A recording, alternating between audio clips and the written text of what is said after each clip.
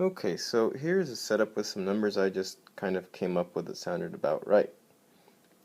So first thing we can do is solve for velocity in the horizontal. It's just the distance over the time. The velocity in the vertical is a little bit more complicated. We use Vf equals V naught plus AT. It's just 9.8 times 2, 19.6 meters per second. So here we're looking at the actual velocity. Now that we've solved for the velocity in the horizontal, the velocity in the vertical, we can find the actual velocity of whatever it is we're throwing.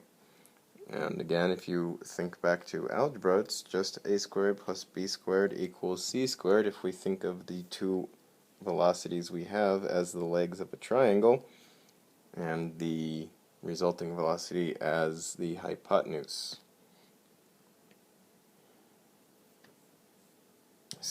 384.16 is the square root of 19.6. 39.06 is the square of 6.25.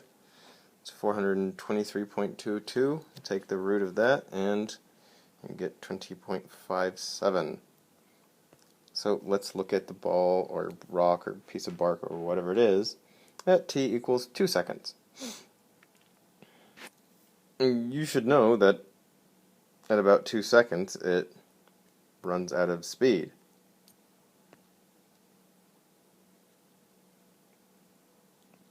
Now, it's worth noting that it's not actually 2 seconds, but I'm not actually calculating out the time it takes to reach 2 seconds for you.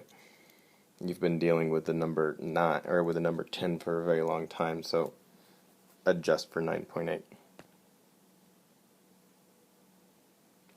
As your distance is simply the final velocity, or the initial velocity, plus the final velocity over 2 times time. We're talking about t equals 2 here, so it's times 2, or divided by 2 and times 2. And we can look at time equals 1. Same thing, no surprises, do the math the same.